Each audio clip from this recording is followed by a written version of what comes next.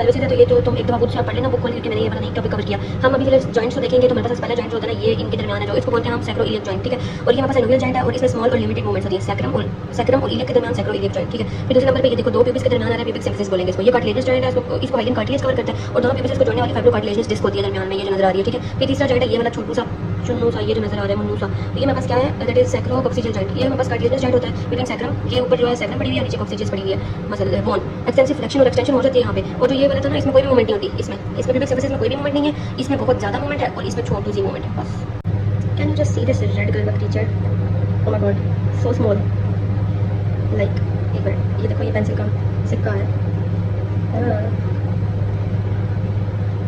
Like इतना सा है, एक डॉट से भी छोटा।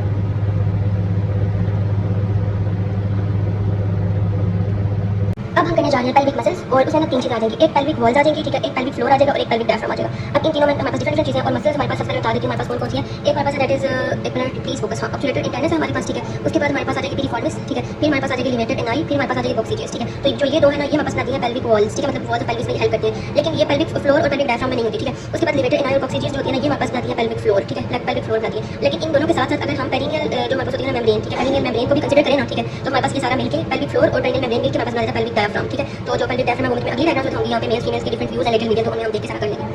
चलो अब हम देख लेते हैं ऑब्चुलेटर इंटरनस सबसे पहले। तो इसकी ओरिजिन खास होती है ऑब्चुलेटर इंटरनस की जो है वो ऑब्चुलेटर मेम्ब्रेन से लेके हमारे पास रेटर ट्रोकेंटर ऑफ फीमर तक, ठीक है, और इसको सैकल प्लेक्सस सप्लाई करते हैं। तो हम देख लेते हैं कि यहाँ पर जो है ऑब्चुलेटर मेम्ब्रेन से लेके हमारे पास ये नीचे चली जाती है, हमारे पास ऑब्चुलेटर इंटरनस है ना, तो यहाँ से लेके ये नीचे चली जाएगी रोटेटर ट्रोकेंटर पे जाके लगेगी, ठीक है। यहाँ पर ऑब्चुलेटर मेम्ब्रेन होती है कोई। अच्छा, ऑब्चुलेटर मेम्ब्रेन देखनी तो ये हमारे पास ऑब्चुलेटर मेम्ब्रेन है, ठीक है, यहाँ से निकलेगी, ठीक है, और फिर ये फिर जाके बाहर जाके लग जाएगी इधर, ये देखो ऑब्चुलेटर मेम्ब्रेन यहाँ से निकल के और फिर जो ये फीमर का रेटर ट्रोकेंटर होता है जाके लग जाती है, ठीक है। वैसे करने की इसको जरूरत नहीं है। इसी तरह पिरिफॉर्मिस है, ठीक है, वो उसको भी सैकल प्लेक्सस सप्लाई करता है और ये सैक्रम से निकलती है, ठीक है, और साथ में ये सैक्रम है ना सारी हमारे पास सैक्रल वर्टिब्री है सारी, ये सैक्रम से निकलती है और जाके रेटर ट्रोकेंटर पे लगती है, मतलब नीचे जा रही है जैसे, ठीक है, रेटर ट्रोकेंटर ऑफ फीमर लग जाएगी, ठीक है। इसको भी हमारे सैकल प्लेक्सस सप्लाई करता है। पिरिफॉर्मिस और कॉक्सिजियस ऑब्चुलेटर इंटरनस ये दोनों हमारे पास क्या बनाते हैं पेल्विक वॉल्स हमारे पास कॉक्सिजियस और लिमिटेड एनाई में बना रहे हैं, लेकिन मेनली हम इन दोनों को बोलेंगे, ठीक है। उसके बाद कॉक्सिजियस को देख लें तो ये कहाँ से निकलती है, ये हमारे पास नजर आ रही है, इसको बोलते हैं इस्चियल स्पाइन। इस्चियल स्पाइन से निकलेगी हेड से और फिर इसके फाइबर्स इधर आके लगेंगे, इधर सैक्रम पे और कॉक्सिक्स पे, ये सैक्रम और ये कॉक्सिक और हमारे पास ये वो लिगामेंट होता है, तीनों कॉक्सिजियल लिगामेंट का इनस पे जा रहा है। तो फिर हमारे पास क्या है कि ये इसको S4 S5 सप्लाई करेंगे, ठीक है। तो इस्चियल स्पाइन से निकला और इधर आके लग गया, कोई बात।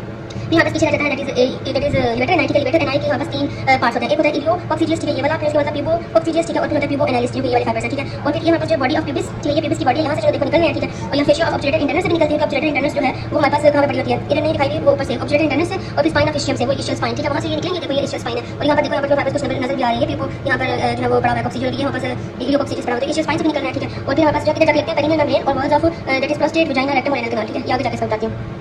इसको सप्लाई करते हैं S4 पेटेंटल। अगर हम ऑप्शन देखें तो लिमिटेड एनाई और उसके अलावा हमारे पास जो कॉक्सिजियस है, कॉक्सिजियस ये दोनों हमारे पास क्या करते हैं कि ये पेल्विक जो विजरा है उनको हमारे पास सपोर्ट करते हैं, ठीक है। और फिर हमारे पास जो हमारे पास होता है ना कॉक्सिजियस वो हमारे पास फ्लेक्स भी करते हैं कॉक्सिक्स को, ठीक है। और जो हमारे पास ये पिरिफॉर्मिस और साथ में ऑब्चुलेटर इंटरनस है ना, ये हमारे पास रोटेट करते हैं फीमर को एट द हिप जॉइंट, ठीक है, मतलब इनका लोअर लिम्ब में रिलेशन इसका एब्डोमिनल में नहीं है, ठीक है। मेनली हम इन दोनों को फोकस करेंगे, लाइमलाइट है हमारी। अब तुम्हें यहाँ पर सारी जो मसल्स नजर आ रही है ये सुपीरियर व्यू ऑफ फीमेल्स का, ठीक है। तो इसमें इसको हम बोलते हैं, देखो यहाँ पर तुम्हें जो नजर आ रहा है प्यूबो कॉक्सिजियस जो कि यहाँ से निकल रहा है, ठीक है, और इधर से मतलब इधर से निकल रहा था, ये हमारे पास प्यूबिस से निकल रहा था, ठीक है। और कहाँ से जो है वो हमारे पास ऑब्चुलेटर इंटरनस है, जो ये तीनों ऑब्चुलेटर इंटरनस, इसके हमारे पास जो फेशिया इधर से निकल रहा था और स्पाइन ऑफ इस्चियम से निकल रहा था, तो ये हमारे पास इस्चियल स्पाइन, देखो यहाँ से तीनों निकल रहे हैं, इधर से तीनों निकलेंगे और ये जाके लगते हैं किधर हमारे पास एक तो पेरिनियल बॉडी पे लग रही है, देखो ये पेरिनियल मेम्ब्रेन है, ठीक है, यहाँ पर भी कुछ लग रहे होते हैं। और वैसे कहाँ पर और लगते हैं इनको कॉक्सिजियल लिगामेंट पे भी लगते हैं, ठीक है, जो यहाँ पर आगे होता है, I guess this one is ये कोई लिगामेंट, ठीक है। और वैसे ये वजाइना और इन सब पे लग रहे हैं, वजाइना पे भी लग रहे हैं, यूट्रस पे भी लग रहे हैं और रेक्टम पे भी लग रहे हैं, ठीक है। तो ये तुम्हें याद रखनी है, प्यूबिस से निकलते हैं, ये इस्चियल स्पाइन से मतलब ये लोग निकलते हैं, ये हमारे पास इस्चियल स्पाइन बनी हुई है, ये इस्चियल स्पाइन और ऑब्चुलेटर फोरामेन से मेम्ब्रेन से यहाँ से निकल के फिर आगे ऑर्गन्स पे मीडियली लग रहे हैं, लिटरली ऑरिजिनेट करते हैं मीडियली लग रहे हैं, ठीक है, इधर वजाइना पे रेक्टम पे और फिर इन सब पे, ठीक है। अच्छा, ये हमारे पास सारे हो गए और ये हमारे पास बीच में आ रहे थे इलियो, हमारे पास है वो एक कॉक्सिजियस ये वाला, ठीक है, ये वाला प्यूबो कॉक्सिजियस है और फिर हमारे पास प्यूबो एनालिस होता है, ठीक है, ये सारे। और फिर हमारे पास कॉक्सिजियस है, ठीक है, जो कि हमारे पास इस्चियल स्पाइन से निकल के यहाँ पर सैक्रम वगैरह पे लग रहा है और ये पिरिफॉर्मिस है, ठीक है। और फिर ये ऑब्चुलेटर इंटरनस, तो ये सारे हमारे पास क्या बना रहे हैं जो वो पेल्विक ये पेल्विक फ्लोर है, ये पेल्विक वॉल्स है सारी, ठीक है। अभी हमारे पास देखो ये हमारे पास प्यूबो एनालिस है, ठीक है, जो इधर आके लग रहा है, ठीक है। उसके बाद प्यूबो कॉक्सिजियस है, ठीक है, लेकिन ये कौन सा व्यू है, ये हमारे पास ना इंफीरियर व्यू जो कि हम नीचे से देख रहे हैं, यहाँ पर पेरिनियल मेम्ब्रेन नहीं है, तो ये पेल्विक फ्लोर ही बनाते हैं, ठीक है। और ये सारे के सारे लिमिटेड एनाई जो कि यूरेथ्रा वजाइना रेक्टम पे लग रहे हैं और यहाँ पर तुम देखो तुम्हें ज़्यादा समझ आएगा। तो यहाँ पर देखो ये हमारे पास जो प्यूबो एनालिस, देखो ये प्यूबो एनालिस यहाँ से आया और आके इनस पे लग रहा है, ठीक है। और एन कॉक्सिजियल लिगामेंट पे भी ये लोग लग रहे हैं, इनस पे भी लग रहे हैं और फिर यहाँ पर देखो इधर से मीडियली देखो तो वजाइना यूरेथ्रा इन सब पे भी लग रहे हैं, ठीक है। तो ये हमारे पास पिरिफॉर्मिस के पीछे और ये हमारे पास लिगामेंट है, तो ये ओवरऑल इसका स्ट्रक्चर आ गया, इसको पास करके स्कर्टम वर्ड। अच्छा, अब यहाँ पर तुम्हें पेरिनियल मेम्ब्रेन नजर आ रही है वाली, तो इसका मतलब है कि ये सारा पेल्विक डायफ्राम बनाएगी, पेल्विक डायफ्राम जो सेपरेट करता है पेल्विस को ट्रेनिंग को, और ये वाला सारा देख लो तुम्हें पास करके स्कर्टम वर्ड, वही बातें जो पहले पीछे हो गई हैं। और अगर तुम्हें मेल्स में देखना हो तो मेल्स में हमारे पास इंफीरियर व्यू ऐसे है, ठीक है, ये वैसे मेल्स में था, ये हमारे पास इसका सुपीरियर व्यू जो हम अंदर से देख रहे थे और ये हम बाहर से देख रहे हैं, ये बाहर से ऐसा लगता है, ठीक है, मसल्स हो गई। बिस्मिल्लाहिर्रहमानिर्रहीम। अब हमने नंबर क्लासेस को देख लिया तो उससे सबसे पहले तो हमारे पास आती है कि यहाँ पर हम देख लेते हैं T12, L1, L2, L3, ठीक है, और L4 में जो होता है इसको इधर से हमारे पास ब्रांचेज आती है, ठीक है। सबसे पहले ये, फिर हम इसको पहले बना लेते हैं। अच्छा, यहाँ से ये हमारे पास जो है वो डिवाइड होगा इधर से दो में, ठीक है, और फिर यहाँ से एक इसकी ब्रांच आएगी जो कि इसके साथ मिलेगी और ये भी इधर चली जाएगी, ठीक है। फिर उसके बाद इसकी और इसकी एक ब्रांच मिलेंगी और ये ऐसे नीचे आ जाएगा। फिर इसी तरह से इसकी ये पोस्टीरियर वेन बना रहा है, ठीक है, ठीक हो गई बात। और इसी तरह से हमारे पास जो है वो इधर से